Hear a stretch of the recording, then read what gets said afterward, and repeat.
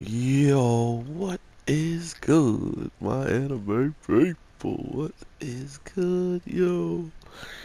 So, don't know really where to start with these week's episodes. Three pretty good ones, but I guess I'll start with Slime since that one had the most complicated stuff in it, in my opinion. But this week in the the time I got reincarnated as a slime.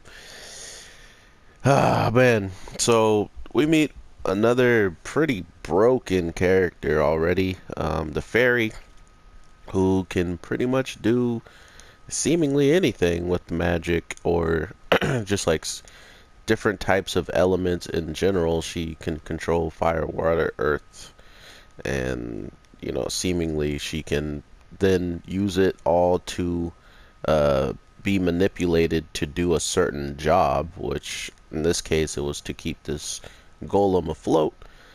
And stuff like that is pretty cool in my opinion. That's why I kind of enjoy this show and just the weird stuff that they can pretty much come up with on the fly, seeing how this world is, whatever they want to create it to be. So, with all that being said, we're in a position where even if we get to see really all of these pieces fall together with the spirits and stuff, it still seems like it was rather painful for um, the girl who had Ifrit inside of her. So I can't tell if that's going to play a big role in this aspect, but at the same time, it just seemed, it seemed likely that that could be something that happens. I'm not saying it's going to change the outcome of them like being okay or whatever, but I was just thinking of like the actual pain that she went through to get Ifrit. I don't know if they're going to experience the same way because their contract was more of a forced thing, and um, she didn't really even know what was going on, seeing how she was a kid. But when you look at it from the uh, perspective of this, right now, and how they're learning about the spirits the same time he's kind of learning about more about them.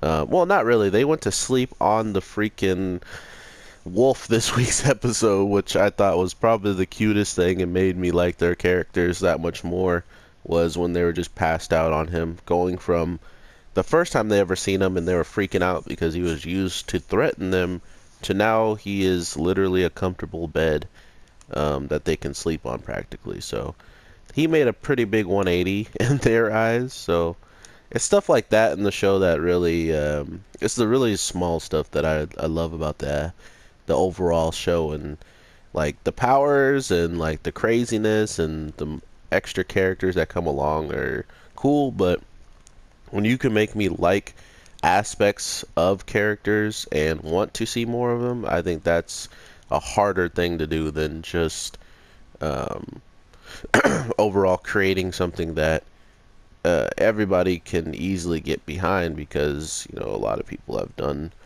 quite a bit of characters that are similar lately, but in this case they feel all pretty new. They all feel like they add something new to the show, and they kind of add something new to Rimuru overall personality slash his goals, in my opinion. But another thing about this is, where does it kind of play too big of a role, or like where is he going to play too big of a role in bringing them into his life, or is he going to help them obtain this power and then allow them to run free and do whatever they want afterwards? Because if they choose to come to his town, they're going to be, dealing with all sorts of trouble that he deals with. So I don't know if that's what he actually wants towards the end game, or if that's what they want towards the end game. But that's kind of where I'm looking at. Even though, I mean, something terrible could happen, and I'm just kind of being optimistic and hoping that everything will be fine. But I'm pretty positive that with what Rimuru and the Pixie have been talking about, she's a lot of things. Like, holy crap, she's a demon lord. She's the fairy of the labyrinth, and she was the queen of the spirits. Like, all right, let's just give her all the titles, make her sound super broken, and then with one Rimuru chop, we got her doing things we want her to do. I thought it was actually kind of weird that Rimuru's uh, getting. I mean, not weird, but I thought it was cool, and it was kind of like uh, off-putting, I guess you can say, because he really struggles with like the control of his power. So to all of a sudden see him just like use the same attack that he was like pretty scared to use in another circumstance ever again because of how powerful and because of how dangerous it was. For him to just casually use it now with all these kids around and stuff kind of felt weird. But that just goes to show us, hopefully, that this is the way of the show telling us that Rimuru is a lot more um, experienced, a lot more determined, and a lot more. There's one more word I really want to put in there. Like, he holds himself down better. He's not driven.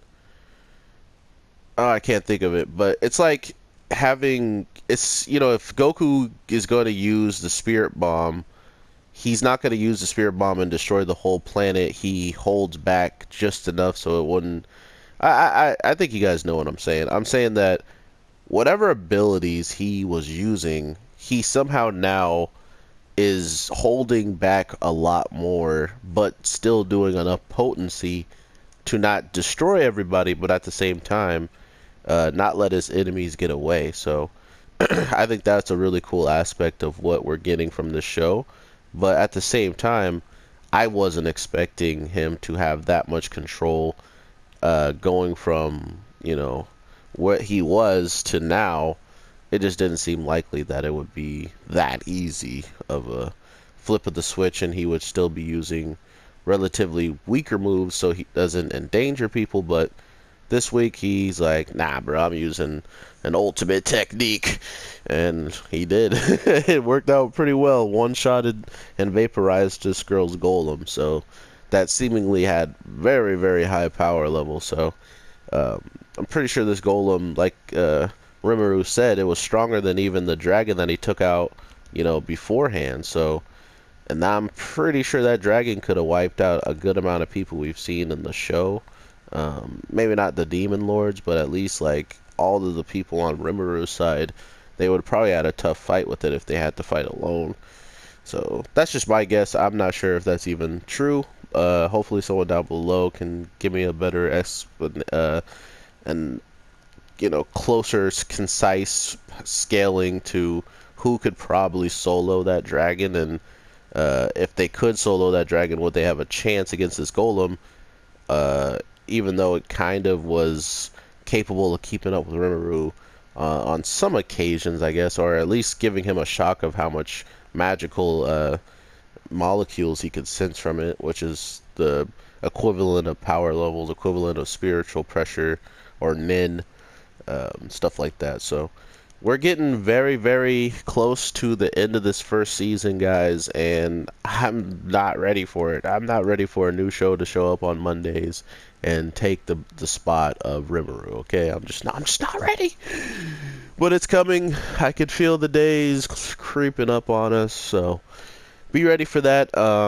We seemingly are about to save these kids, get some spirits for them that are either relatively good matches for them. So if I'm an electric type, they're going to try to get me an electric spirit. And with all the things we learn about the spirits is, even if there's a very, very powerful electric spirit that shows up, which in this case, since they already did Ifrit, it would be like Raymoon or yeah, I can't think of how to pronounce it, but it's like if you go and watch any types of Final Fantasy summons, there's an old man with a giant staff that he throws down and pretty much just electrocutes everything. So he would probably be, or that's just my interpretation of them using Ifrit if they wanted to use any of more of those types of beings, they could easily use him as well.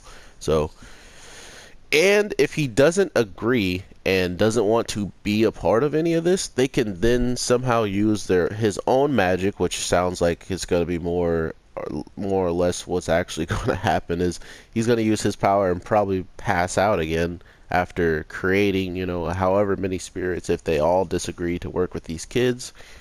Um, I mean, and we learned a little bit about Leon Chun, which was kind of weird, or Lee Chun, which was just kind of surprising that he even got brought up, and to hear that he pretty much is, or not is, but was a hero, but fell from grace, became a demon lord, but am I correct me if I'm wrong? He got the blessing of, or like he got the blessing of the spirits after he became a demon lord or before, because demon lord seemingly doesn't hold so much of a negative incantation as it seems to with this very, well, I guess a fall from grace is enough negative incantation already. So it's just interesting to me that demon lord is thrown around in this show in such different manners, like as if it's not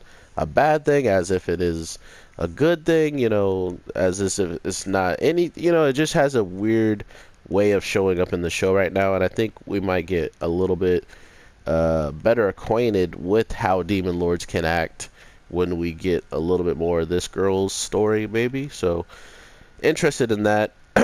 But overall, we also know that there's a huge blonde demon lord that showed up, and he was pretty charismatic. He was pretty forward on what he wanted to do. He just wanted to show up, get his people, show himself to Rimuru, and dip. Like, that was it, So it's stuff like that that makes me question whether or not we're going to get any like huge battles for a while, because it feels more like they already know what they're going to do, pretty much when it comes down to I want to say they know what they're going to do for these spirits. They know what they're going to do for, like, they have somewhere they're going right now, and I feel like the best big battles show up at the most randomest times.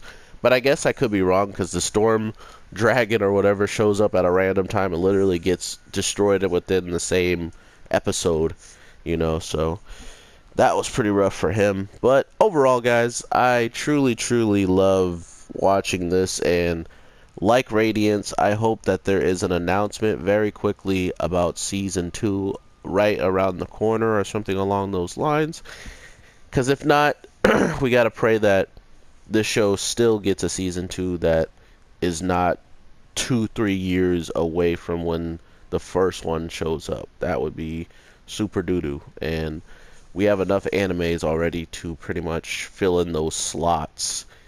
That's already done that, and I feel like lost a good amount of fandom because of a long entire wait. So with all that being said, guys, I hope you have an awesome day, night, evening, whatever the case it is when you are watching this. I am the Anime G, and I will talk to you guys in the next one. Make sure to leave a comment and subscribe if you enjoyed. I can't wait to see you guys in the next one. Dropping 3 videos today, so if the notification bell is on, you will be instantly notified when I'm back and dropping more content. So thanks again, my anime faithful, and peace.